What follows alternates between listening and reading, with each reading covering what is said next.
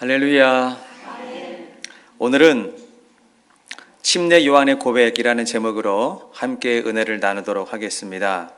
먼저 오늘은 설교를 시작하면서 이 요한이라고 하는 이름 앞에 항상 따라다니는 수식어가 하나 있는데 그 수식어는 바로 침례라고 하는 말입니다. 여러분, 어떤 이는 세례라고 말을 하기도 하고 어떤 이는 침례라고도 말을 하기도 하는데 오늘 이 침례에 대한 용어에 대해서 한번 정리를 하고 지나갈까 합니다. 왜냐하면 사람들은 침례라는 말과 세례라고 하는 말을 섞어서 사용하는 데 대해서 별로 중요하게 생각하지 않는 것 같습니다. 여러분 잘 생각해 보십시오. 성경이 전하고자 하는 정확한 의미가 있는데 그 정확한 의미가 희석된다면 어떻게 하시겠습니까? 그리고 침례라고 하는 말이 중요한 이유는 예수님은 세례받았다는 이야기가 성경에 없습니다. 예수님은 침례를 받았지 예수님은 세례를 받지 않았습니다. 그리고 예수님이 받은 침례라고 하는 것은 시간이 지나 먼 훗날 무엇과 연결이 되냐면 예수님이 지셨던 십자가 사건 그리고 죽음, 이 부활 사건과 연결이 되는 중요한 의미가 담겨있는 내용인 것입니다. 그런데 세례라고 하는 말로는 이것을 해석할 수가 없어요. 세례를 가지고 예수님의 십자가와 죽음과 부활의 의미를 제대로 전할 수가 없기 때문에 저는 세례라는 말이 무슨 뜻인지는 알지만 침례라는 말이 더 성경적이기 때문에 저는 침례가 맞다고 생각이 됩니다. 성경을 자세히 읽어보시기 바랍니다. 예수님뿐이 아니라 베드로도 사도행전 10장에서 고넬료의 집에 방문을 했을 때 그의 가정에 복음을 전하고 그 가정에서 침례를 주었습니다. 여러분, 에디오피아 내시가 길을 가다가 성경을 읽고 있는데 그 뜻을 알지 못할 때 빌립이 다가가서 에디오피아 내시에게 성경을 풀어주고 그리고 뭐 했습니까? 그 자리에서 침례를 주었습니다. 사도 바울도 안식일에 기도처를 찾다가 만난 여인이 있었습니다. 루디아였습니다. 루디아에게 복음을 전하고 즉시 그녀에게도 침례를 베풀었습니다. 결론부터 말씀을 드리면 성경에는 세례라고 하는 말이 없습니다. 세례라고 하는 말은 이 세자가 씻는다는 뜻이에요. 씻을 세자예요. 레자라고 하는 것은 어떤 의식을 말하는 것입니다. 다시 말하면 세례라고 하는 것은 물을 씻는 의식이다, 샤워하는 의식이다 라는 뜻인 것이죠. 이것은 역사를 살펴볼 때 기독교 초기 역사에 있어서 복음이 예루살렘에서 소아시아로 확대됐습니다. 또 그 복음이 소아시아에서 유럽과 아프리카로 확장이 되는 과정에서 그 당시 전도자들이 많았는데 이 전도자들이 사막이나 물이 없는 이 불가피한 지역을 지나가게 되었습니다. 그런데 그곳에서도 복음을 받아들인 사람들이 있었어요. 그런데 그 복음을 받아들인 사람에게 광야나 사막 같은 곳에 물이 없어서 침례를 줄 수가 없었어요. 그래서 사람들이 고민을 하다가 침례를 안 줄 수는 없고 그래서 물의 양을 조금 사용해서 물을 뿌리는 의식으로 대체를 하자 그랬습니다. 그리고 이것이 AD 120년경에는 교회 안에 들어오게 되었습니다. 그리고 점점 시간이 지나면서 카톨릭이나 동방정교회, 루터교회, 성공회, 장로교, 감리교 같은 종파에서 이것을 하나의 제도화 시켜버렸습니다. 그래서 지금도 침례가 아닌 전통을 따라서 세례를 주고 있는 것입니다. 그리고 한 가지 우리를 더 혼란스럽게 만드는 것은 지금도 우리가 사용하고 있는 한글 성경을 보시게 되면 거기에 침례가 아니라 세례라고 번역이 되어 있는데 사실은 그것은 세례가 아니고 침례인 것입니다. 성경을 처음으로 한글로 번역하는 이 번역의 작업에 동참한 사람들이 누구냐? 가톨릭이나 아니면 장로교 사람들이었습니다. 그들은 교단에서 사용하는 침례라는 단어가 아닌 세례라고 하는 단어로 번역하는데 전혀 불편함이 없었던 사람들이었습니다. 물론 그들이 어떤 의미로 침례를 세례라고 사용했는지 그 의미는 알겠습니다. 그러나 시간이 수백 년이 지난 지금에 와서 사람들이 그 침례의 참된 의미를 알아들을까요?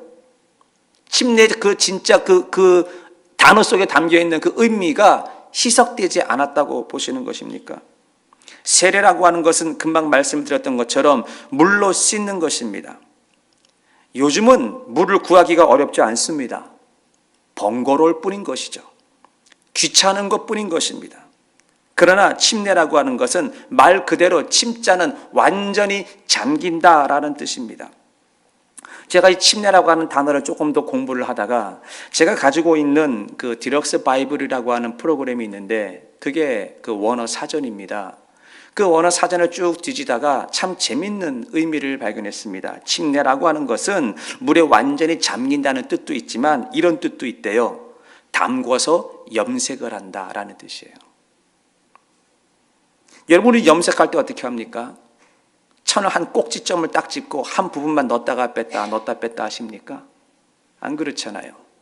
염색이라고 하는 것은 물속에 완전히 담궈버려서 색깔을 바꿔버리는 게 염색입니다. 하얀 천을 완전히 물감에 집어넣어서 빨갛게 만들든지 노랗게 만들든지 파랗게 만드는 게 염색이라는 겁니다. 바로 침례는 이런 뜻이 있다는 거예요. 완전히 담가서 색을 바꿔버리는 거예요. 옛사람을 새사람으로 완전히 바꾸는 것이지 옛사람의 한 부분은 남겨놓는 거죠. 습관은 남겨놓고 이런 건 남겨놓고 조금만 바꾸는 것, 그 뜻이 아니라는 것입니다. 어느 분이 가끔 심심치 않게 그런 질문을 합니다. 목사님, 침례교회는 교단이 침례교단이라서 침례를 주시는 것입니까? 이렇게 물어보는 분들이 있습니다. 여러분, 교단이 침례교단이라고 침례를 주는 게 아닙니다. 그것은 뭘 좀 잘 몰라서 하는 얘기예요. 침례는 성경적이기 때문에 침례를 주는 것이지 교단이 그래서 주는 것은 아닙니다. 성경에 있으면 불편해도 하자고 그러지 않았습니까?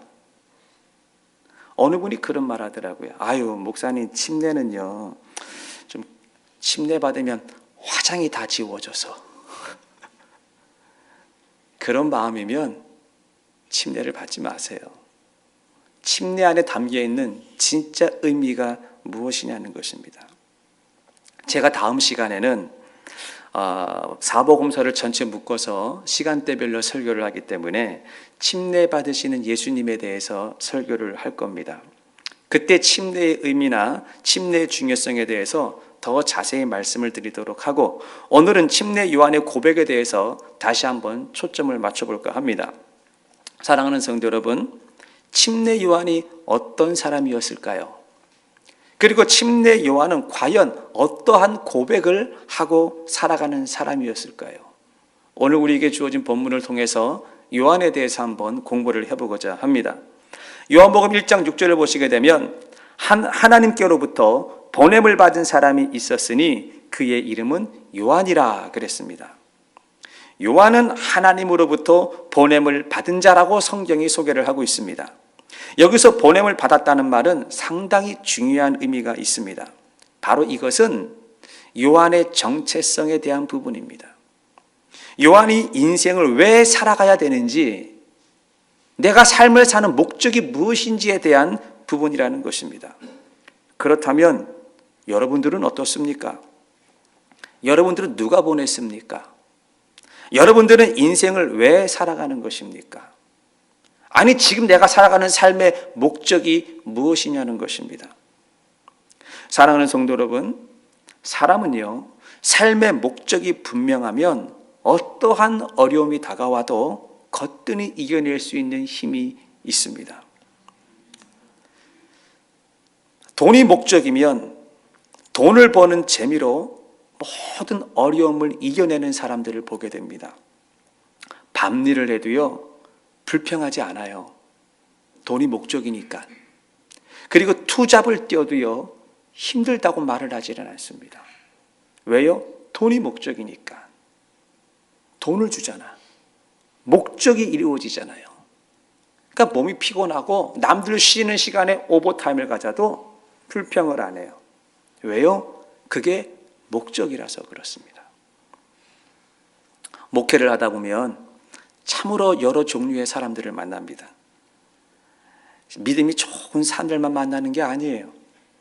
제가 만난 분 가운데 돈이 인생의 목적인 분이 있었습니다. 이분은 돈 버는 재미로 세상을 살아갑니다. 돈을 버는 것이라면 주저하지 않습니다. 그리고 돈을 버는 것이라면 주의를 빼먹는 것도 전혀 부담스러워하지 않습니다. LA 다운타운에서 토렌스를 연결하는 도로가 110번 도로입니다. 여러분, 다운타운에서 출발을 해서 110을 타고 사우스 방향으로 쭉 내려가다 보면 중간 좀 못 가서 그 슬라우스온이라고 하는 엑싯이 나와요. 아세요? 그 슬라우스온에서 엑싯에서 나와서 이스트 방향으로 쭉 가다 보면은 양쪽에 리코스터가 참 많습니다. 그런데 그 수많은 리코스터 가운데 제가 아는 그분이 한 리코스터를 운영을 하고 있었습니다. 우리가 잘 아는 것처럼 보통 리코스터는 24시간 일을 하지 않습니까? 어느 분이 그러더라고요. 목사님, 리코스터 하면 돈 법니다 이래요. 나는 리코스터 하면 막 돈이 막 벌리는 줄 알았더니 그게 아니라 리코스터는 24시간 운영을 하기 때문에 돈을 쓸 시간이 없는 거예요. 돈은 들어오는데 맨날 밤이고 낮이고 가게에 붙어 있어야 그게 돈이 될 거 아닙니까? 그러니까 돈 쓸 시간이 없는 거죠. 그러니까 이분이 리코스터에서 돈을 어느 정도 모으니까 이 PB에 집을 샀어요. 큰 집을 샀어요. 돈이 좀 많은 사람처럼 보였습니다. 그런데요, 깜짝 놀란 뉴스를 들었습니다. 밤에 강도가 들어서 그분이 총에 맞아 죽었습니다. 제가 이분이 살아있을 때 그분하고 이런저런 얘기를 나눈 기억이 나는데 그분은 1980년도에 이민 온 사람입니다. 제가 물었어요. 집사님은 이민 온 목적이 뭡니까? 그랬더니 첫 마디가 뭐겠어요? 돈 벌러 왔다는 거예요. 한국에서 먹고 살 게 없어가지고 미국에 가면 꿈이 이루어진다 그래서 1980년도에 다 정리하고 보따리 싸들고 돈 벌러 미국 왔습니다. 그래서 제일 처음 들어간 곳이 자바입니다. 그리고 돈 좀 만져서 리코스터 하고 있습니다. 그런 얘기를 들었습니다. 그런데 하룻밤에 죽었습니다. 제가 그거를 보면서 참 너무 허무하다. 인생이 이렇게 사는 게 아닌데 이것이 목적인가? 이런 마음이 들었습니다. 야고보서 4장 14절에 보시게 되면 내일 일을 너희가 알지 못하는도다. 너희 생명이 무엇이냐? 너희는 잠깐 보이다가 없어지는 안개니라 그랬습니다. 사람은 내일 일을 아는 사람이 아무도 없습니다. 저를 비롯해서 여러분 내일 무슨 일이 벌어질지 여러분 아십니까? 우리는 아무도 모릅니다. 엊그저께도요, 우리가 살고 있는 이 캘리포니아 땅에 글쎄 지진이 일어났습니다. 여러분도 다 느끼셨죠? 한 번 일어난 것이 아니라 여러 번 일어났고 또 지진이 계속 오고 있습니다. 어제 날짜 미주중앙일보에 보니까 7월 4일 날 엊그저께 독립기념일에 오전 10시 33분에 진도 6.4 지진이 왔어요. 막 흔들리는 게 많은 사람들이 느꼈을 것입니다. 저에게 전화가 오고 카톡이 오고 성도들이 많이 연락을 주었습니다. 저도 느꼈는데 그 다음날 5일날 새벽 4시 7분에 진도 5.4 지진이 또 왔습니다. 저는 그때 자는 시간이라서 몰랐어요. 그런데 바로 그날 저녁 8시 19분에 우리가 금요 예배 드리는 바로 이 장소에 더 센 지진이 왔어요. 진도 7.1이 와서 우리가 찬양을 부르는데 나는 지금 그분이 오신 줄 알았어요. 막 의자가 흔들리고 이걸 순간 어떻게 해야 되나, 이게 여기가 마가의 다락방인가. 여러분, 지진이 왜 무섭습니까? 무서운 이유가 여러 가지가 있겠지만 지진이 무서운 이유 중에 한 가지는 언제 일어날지 모른다는 거예요. 그래서 사람들이 불안해해요. 요 근래 지진이 몇 번 오고 나니까는요, 마켓에 난리가 났습니다. 사람들이 물 사다 나르고요, 라면 사다 나르고요. 왜 그럽니까? 내일을 모르니까, 불안하니까, 두려우니까 비상식량을 사다 나르니라고 난리가 났습니다. 여러분, 인생이 뭡니까? 인생은 불확실한 거예요. 이러한 불확실한 인생 가운데에 요한복음 1장 7절에 요한이 살아가야 될 이유에 대해서 성경은 말해주고 있습니다. 요한복음 1장 7절을 보시게 되면 그가 증언하러 왔으니 곧 빛에 대하여 증언하고 모든 사람이 자기로 말미암아 믿게 하려 함이라 그랬습니다. 우리의 인생은 돈을 버는 것이 목적이 아니고, 내일이 불안하기 때문에 비상식량을 사다 나르는 것도 목적이 아니고, 우리가 살아가야 될 목적이 무엇이냐? 곧 빛에 대하여 증인이 되어야 된다 그랬습니다. 두 번째는 무엇이냐? 자기로 인하여 믿게 하는 것이 목적이라는 거예요. 첫 번째가 뭐라고요? 증인. 두 번째는요, 나를 통해서 믿게 해야 한다는 것입니다. 자, 그렇다면 무엇에 대한 증인이 되어야겠습니까? 그리고 증거를 하는데 어떻게 믿게 해야 하냐는 것입니다. 이것이 요한이 하나님으로부터 보냄을 받은 이유다라는 것입니다. 자, 그렇다면 우리는 어떻습니까? 우리가 세상을 살아가는 이유가 무엇일까요? 우리도 요한과 똑같습니다.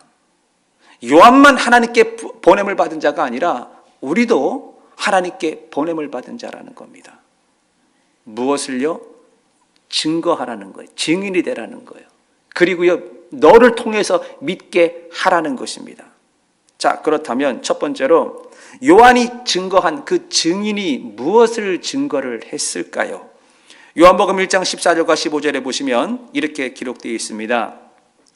말씀이 육신이 되어 우리 가운데 거하심에 우리가 그의 영광을 보니 아버지의 독생자의 영광이요 은혜와 진리가 충만하더라. 요한이 그에게 대하여 증언하여 외쳐 이르되 내가 전에 말하기를 내 뒤에 오시는 이가 나보다 앞선 것은 나보다 먼저 계심이라 한 것이 이 사람을 가리킴이니라 하니라 그랬습니다. 자, 요한이 증언한다 그랬습니다. 14절에 보시면 말씀이 육신이 되어 우리 가운데 거하심에 그랬습니다. 말씀이 육신이 돼서 우리 가운데 거하신 분이 제가 이 이전 설교에서 무엇이라고 가르쳐 드렸죠? 예수 그리스도입니다. 저는 요즘 계속 고백에 대한 시리즈 설교를 하고 있습니다. 이 앞전에 목자들의 고백, 그 앞전에는 사가랴의 고백, 그리고 제가 설교에 언급하지는 않았지만은 여러분 안나 아시죠? 성전에 들어갔더니 나이 많은 여자가 있었는데 그 자가 안나입니다. 안나의 고백, 여러분 예수님의 어머니 마리아의 고백, 예수님의 아버지 요셉의 고백, 그들의 고백은 모두가 다 누구였습니까? 예수 그리스도에 대한 고백이었다라는 것입니다. 자, 그러니까 15절에 보시면 요한이 드디어 고백을 합니다. 요한이 그에 대하여 증언하여 외쳐 이르되 그랬습니다. 자, 뭘 증언합니까? 내 뒤에 오시는 이가 나보다 먼저 계셨다라고 이야기를 합니다. 그러니까 요한이 증거한 것은 예수 그리스도예요. 그런데 특이한 것은 그가 나보다 앞선 것은 나보다 먼저 계셨다라는 겁니다. 여러분, 요한은요, 예수님보다 형이에요. 몇 개월 형이죠? 6개월. 6개월 먼저 태어난 형이에요. 그런데 6개월 먼저 태어난 사람이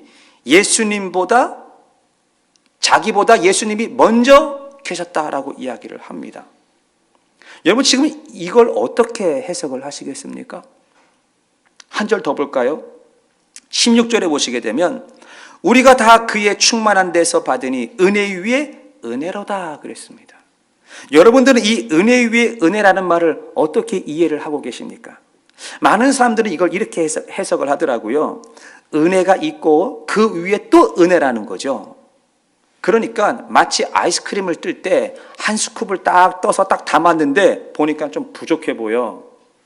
또 다시 한 스쿱을 떠가지고 더 얻는 것처럼 생각을 하는데 이 은혜 위에 은혜라고 하는 것은 그런 뜻이 아니에요. 하나님이 주신 은혜가 부족하니까 그 그 부족한 것을 더 채우기 위해서 또 은혜를 주셨다, 그걸 말하는 게 아니라는 거죠. 자, 그러면 이걸 어떻게 해석을 하냐면, 은혜 위에 은혜라는 것은 앞에 은혜가 있어요. 그리고 또 다른 은혜를 주셨다라는 겁니다.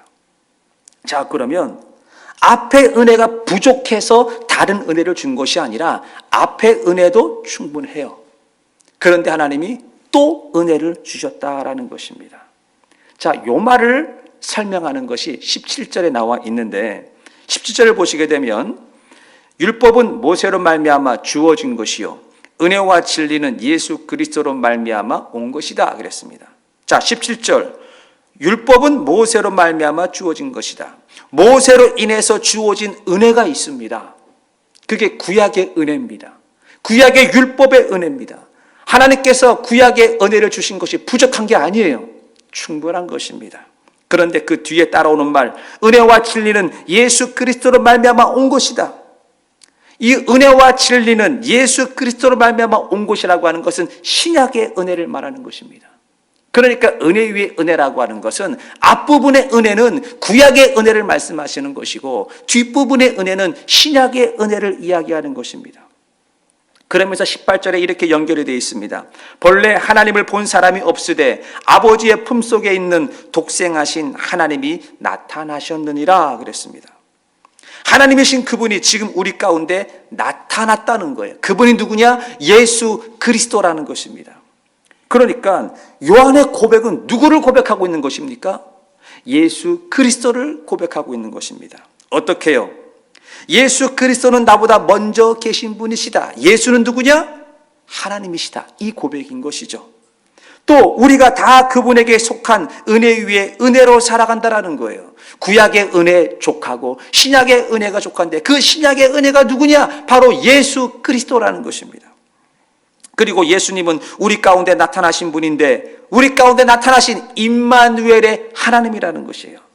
그러니까 이 요한의 고백을 한마디로 정리한다면 이겁니다. 하나님이신 예수님께서 은혜 위에 은혜 가운데에 우리 가운데 나타났다라는 것입니다. 믿으십니까? 이것이 요한의 고백이었습니다. 그렇습니다. 예수님은 하나님으로서 지금도 우리 가운데 여러분과 함께 계시고 여러분에게 은혜를 베푸시는 분인 것을 잊어서는 안 될 줄 믿습니다. 그러므로 요한의 증언은 항상 예수 그리스도였습니다. 우리는 이걸 기억해야 됩니다. 그래서 우리는 예수를 깊이 묵상하고 예수를 깊이 생각하는 훈련을 해야 하는 것입니다. 내 삶의 조건에서 어떠한 상황에서라도 내가 예수를 찾고 예수를 깊이 묵상하는 훈련을 하고 살아가시는 저와 여러분 되기를 주님의 이름으로 축원을 드리겠습니다. 두 번째는, 그럼 요한의 사명이 무엇이냐? 요한은 모든 사람이 자기로 말미암아 믿게 하는 것이라고 했는데, 그러면 어떻게 하는 것이 예수를 믿게 하는 것일까요? 여러분 잘 들으세요. 나 때문에 다른 사람이 예수를 믿어야 되는 거예요. 아멘 하세요? 나 때문에 다른 사람이 실족하면 안 되는 거예요. 중요한 얘기입니다.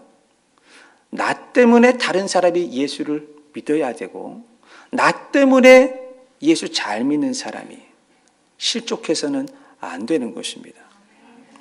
요한은 요단강 건너편 베단이라고 하는 곳에서 사람들에게 침례를 주고 있었습니다. 그런데 수많은 사람들이 요한에게 몰려들었습니다. 심지어는요, 갈릴리라고 하는 지역에서조차도 요한에게 침례받으러 사람들이 왔어요.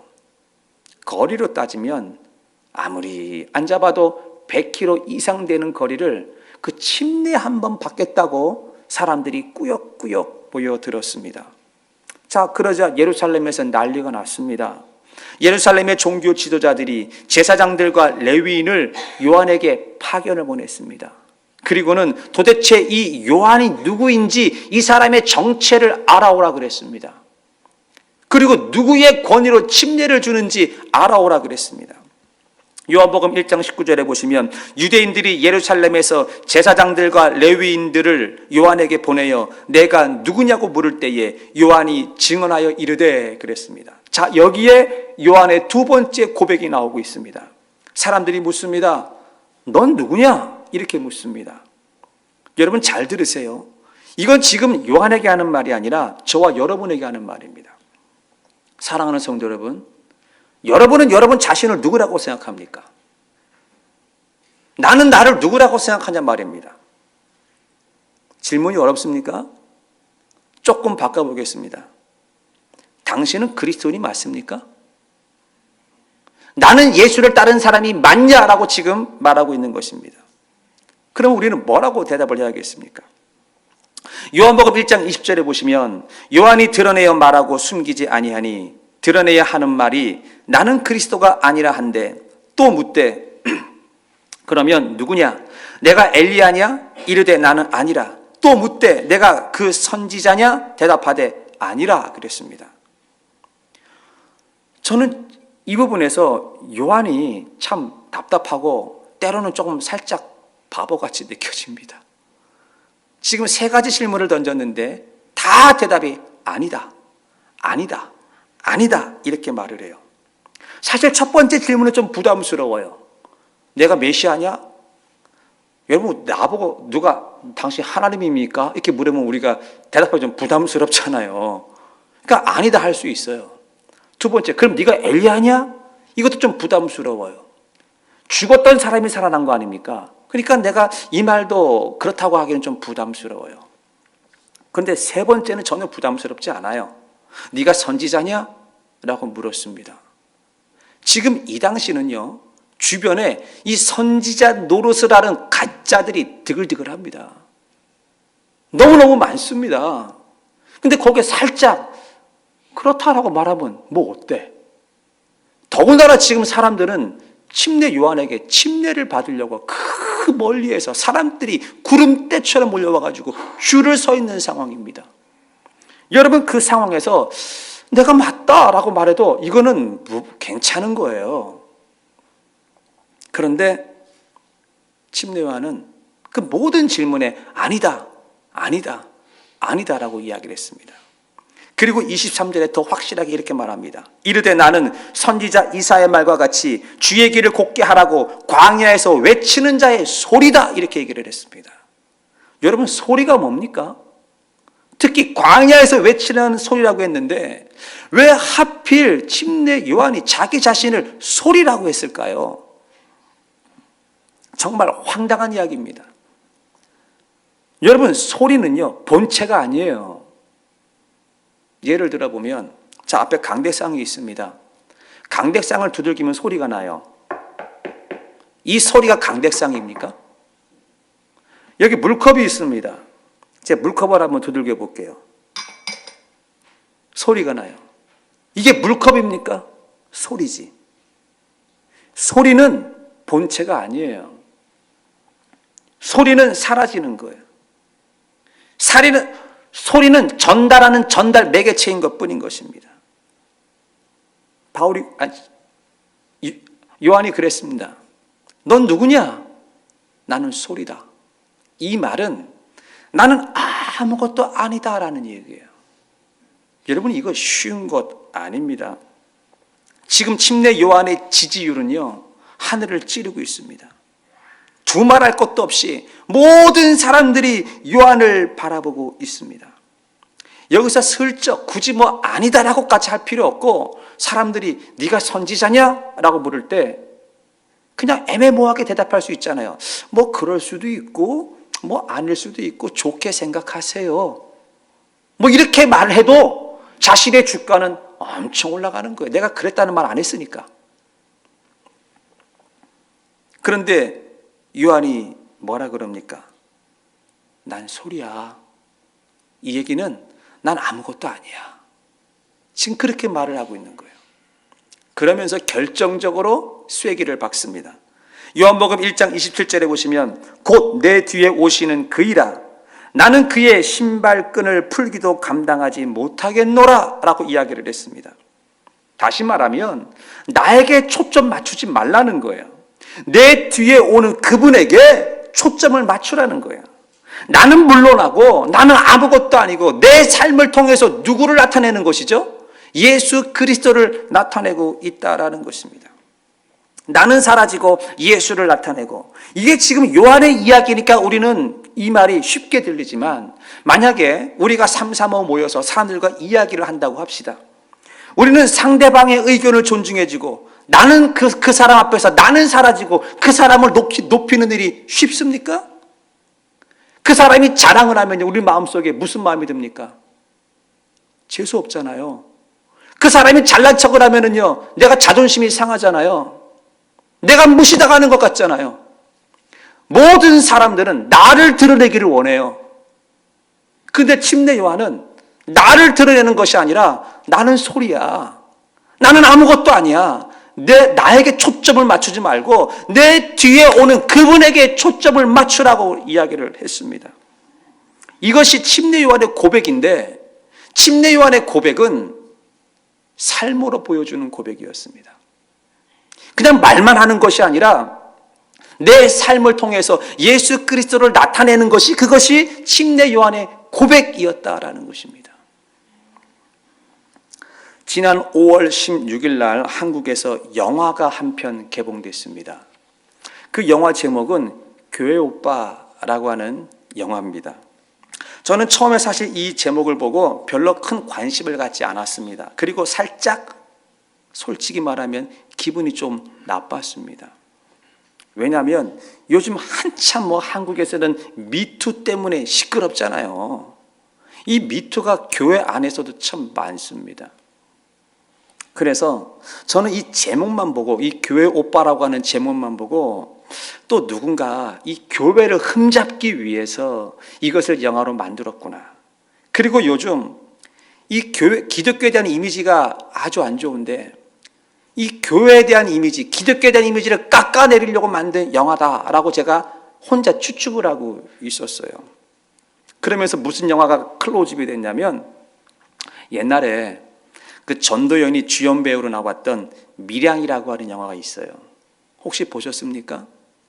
이 밀양이라고 하는 영화는 이 용서를 주제로 다룬 기독교 배경을 둔 영화인데, 하나님의 사랑, 하나님의 용서를 왜곡시키는 영화예요. 그거 보면 아주 찝찝합니다. 그리고 복음을 왜곡시키고 하나님의 사랑과 하나님의 용서를 왜곡시키는, 나는 그런 류의 영화인 줄 알았어요, 교회 오빠가. 그런데 기사를 보니까는요, 반응이 그런 반응이 아니에요. 교회 안에 있는 성도들은 그렇다고 치고, 요즘같이 기독교가 세상으로부터 손가락질 받는 이 시대에 교회의 담장을 넘어서 일반 사람들이 이 영화 평을 기록을 했어요. 성도가 아니에요. 넌 크리스찬들이 이 영화를 보고 영화 평을 기록을 해놨는데 그 평이 너무너무 좋은 거예요. 제가 그걸 보고 깜짝 놀라서, 도대체 이 영화가 무슨 영화길래 하고 너무 보고 싶은 마음이 들었는데, 이 영화가 미국엔 들어오지 않았어요. 한국에서만 지금 개봉을 하고 있어요. 그래서 보고 싶어가지고 여기 끼우 저기 끼우 타는데, 이게 지금 상영 중인 영화니까 어디도 지금 이게 나와 있지가 않는 거예요. 그런데 굿뉴스, 7월 말에 CGV에서 개봉을 한다고 합니다. 그래서 제가 한번 가보려고 그래요. 도대체 이 영화를 한번 너무 보고 싶어가지고. 사실 이 영화는요, 처음에 영화로 만들려고 그런 것이 아니라 어느 작가가 그 모 방송국에서 이 다큐멘터리로 제작을 해서 텔레비전으로 틀었던 이 다큐멘터리입니다. 그런데 이 다큐를 본 사람들의 반응이 너무너무 좋으니까 한 영화사에서 이걸 가지고 업데이트해서 영화로 만들었어요. 이 교회 오빠라고 하는 영화는요, 꾸며낸 얘기가 아니라 실화입니다. 실제 인물과 실제 그대로의 이야기를 가미하지 않고 그대로 만든 영화예요. 이것은 이관희 집사, 오은주 집사 부부가 살아가는 삶을 다룬 영화였습니다. 줄거리를 좀 대충 소개하자면 이렇습니다. 이 두 사람이 만나서 결혼을 해서 알콩달콩 살고 있었는데 어느 날 이 아내 되는 이 오은주 집사가 임신을 했어요. 그리고 아이를 출산하게 됐습니다. 여러분 얼마나 기쁩니까? 아내가 임신을 하고 건강한 아이를 낳았습니다. 그리고 몸을 풀기 위해서 산후조리원에 들어가서 2주를 있었어요. 그리고 2주 후에 아이를 안고 이제 퇴원하는 날, 남편이 아이를 품에 안고 이제 와이프를 데리고 집에 가려고 하는데 아주 행복한 날 아닙니까? 그런데 그날 남편이 배가 갑자기 너무너무 아픈 거예요. 뒤틀리듯이 아픈 거예요. 그래서 아이와 아내를 라이드를 못 해주고 너무 아파가지고 남편이 혼자서 병원을 가게 됐습니다. 그런데 그날 병명이 나왔는데 병명이 대장암 4기 진단을 받았습니다. 자, 인생의 가장 행복한 날입니다. 첫 딸을 품에 안고 와이프를 데리고 그리고 병원문을 나서는 그 순간, 집으로 가는 그 시간에 암 선고, 대장암 4기 진단을 받았습니다. 시간이 한참 지나서 얼마 좀 지나서 이관희 집사의 어머니가 스스로 목숨을 끊었습니다. 왜 그랬을까? 전 혼자 생각해 봅니다. 아들이 고통스러워하는 모습을 못 보는 거예요. 암 4기잖아요. 그러니까 생각한 거죠. 가망이 없다. 그리고 내가 살아생전에 자식이 죽는 꼴을 어떻게 보냐. 아마 이런 마음이었으니까 스스로 목숨을 끊었겠죠. 자, 그러면 이관희 집사의 입장에서 한번 생각을 해보자고요. 본인에게, 남이 아니고 본인에게 암 4기라고 하는 진단을 받은 걸 받아들이기 쉬운 일이 아닙니다. 그런데 얼마 안 있어서 어머니가 자살을 했다는 이야기를 들었다면 이관희 집사의 마음속에는 무슨 마음이 들까요? 나는 그분과 얘기를 해보지 않았지만 이만큼이라도 이런 마음이 들어올 겁니다. 나 때문에 자괴감이 들어오지 않겠습니까? 정말 힘들 거예요. 그런데 어머니가 돌아가시고 4개월 있다가 와이프가 또 어디가 아파서 병원에 갔는데 와이프도 암 진단을 받았습니다. 1년 안에 이 엄청난 일들이 벌어진 겁니다. 그런데 이런 일들 속에서 두 부부가 하나님의 말씀을 꼭 붙잡고 흔들리지 않는 모습을 그려낸 거예요. 여러분, 무엇이 예수 그리스도를 증거하는 것입니까? 이 다큐와 이 영화에서는요, 이 두 부부가 자기 주변 사람들에게 예수 믿으세요 전하는 내용이 하나도 없어요. 단 한마디도 없는데 이 다큐와 영화를 본 사람들이, 교회 안 다니는 사람들이 거기에 감동을 받는 거예요. 복음을 전하지 않았는데 그들의 삶의 모습을 보면서 감동을 받는 거예요. 그 예수님을 느끼는 거예요. 성도가 아니라 세상 사람들이, 예수를 모르는 사람들이 이 영화를 보고 이렇게 말을 합니다. 이렇게 평을 달아놨습니다. 내가 이제야 좀 기독교에 대해서 조금 알 것 같다. 왜 사람들이 예수를 믿는지 내가 이제 좀 알 것 같다. 그리고 나도 예수를 믿어야겠다. 우리는 예수를 어떻게 전하고 있습니까? 말로라도 전하고 있습니까? 영화 속에서 암에 걸린 아내 오은주 집사가 암으로 투병하는 남편에게 하는 말이에요. 둘이 암에 걸려서 너무 이렇게 키모받고 너무 힘든데 아내가 좀 남편을 위로하겠다고 이런 말을 했습니다. 여보, 우리가 겪고 있는 이 고난을 잘 이겨내자. 그러면 하나님이 욥과 같이 좋은 결과를 우리에게 주실 거야. 사실 4기면 많이 의학적으로 힘든데 그나마 한 가닥 희망이라도 주기 위해서 암에 걸린 아내가 먼저 더 심각한 암에 걸린 남편에게 우리 잘 이겨내자.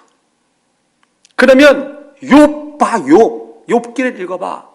하나님이 욥과 같이 좋은 결과를 줄 거야. 그럼 우리 같으면 어떻게 대답할 거예요? 그래, 믿지 할 텐데, 이관희 지사 이 남편이 아내에게 그랬대요. 웃으면서 당신이 욥기를 잘 모르는 것 같아 그러더라는 거예요. 욥기가 우리에게 주는 메시지는 그게 아니야. 욥기의 메시지는 결과에 있지 아니하고 과정에 있는 거야 라고 이야기를 하더라는 겁니다. 제가 이 다큐에서 요 한 대목 요거를 딱 듣고요, 제가 번개 맞은 것처럼 머리가 띵 했어요. 다큐를 보면서 하나님의 음성을 들었어요. 아, 이게 하나님의 음성이구나. 이게 하나님의 뜻이구나. 많은 사람들은 결과를 바라봅니다. 하루아침에 재산이 날아가요. 하루아침에 자식이 다 죽어요. 내가 믿음 잘 지키면 하나님이 다시 자식을 주시고 다시 잃었던 재산도 다시 회복시켜 주시고 욥기 봐, 이렇게 말을 할 텐데, 이관희 집사는 그게 아니라는 거죠. 하나님은 지금 욥기의 결과에 관심이 있는 것이 아니라 쫄딱 망했는데 다시 부활하는 것, 다시 재건하는 것에 관심이 있는 것이 아니라 하나님의 관심은 과정에 있다라는 거예요. 욥이 그 과정을 걸어가면서 흔들리지 않잖아요. 욥이 이런 고백을 합니다. 내가 숱한 고난 가운데서도 그 모든 걸 다 이겨내고 정금같이 나오겠다라는 고백을 하는데, 제가 이 부분을 설교할 때 이런 말을 했던 것이 기억납니다. 욥이 원래 처음부터 정금이 아니었기 때문에 이 고난이라고 하는 걸 통해서 더 애드돼서 정금으로 만들어진다, 이렇게 해석하면 안 되는 거예요. 욥은요, 원래 처음부터 정금이었어요. 원래 당대 의인이었어요. 그런데 당대 의인이 정금이었는데 그 고난의 과정을 지나가도 정금이 변함이 없다라는 것이죠. 그게 욥기의 주제예요. 근데 이관희 집사가 그거를 얘기한 거예요. 내 설교를 들었나?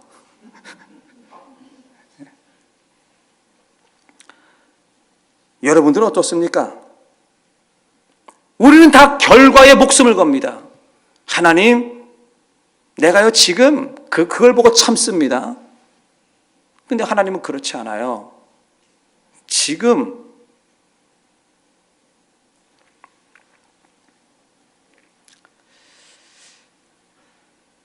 그렇다면 우리가 살아가는 삶의 과정을 한번 보십시다.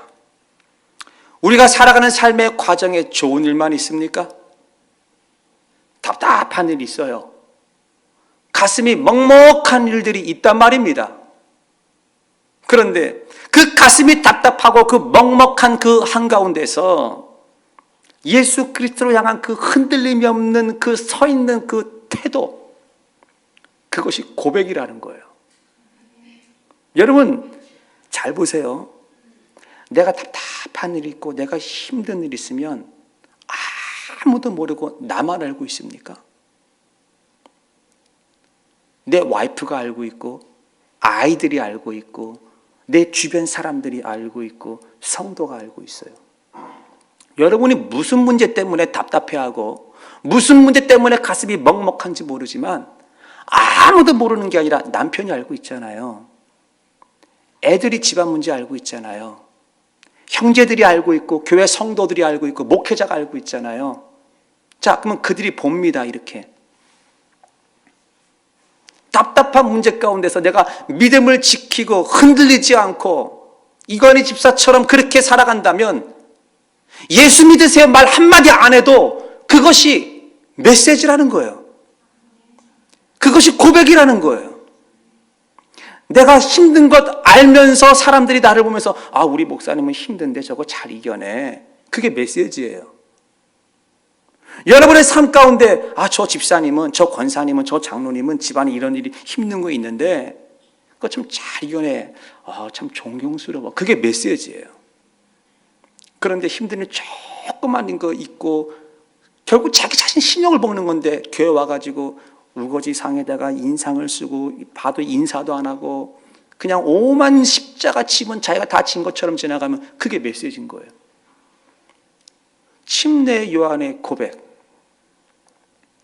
요한의 고백은 바디랭귀지였습니다.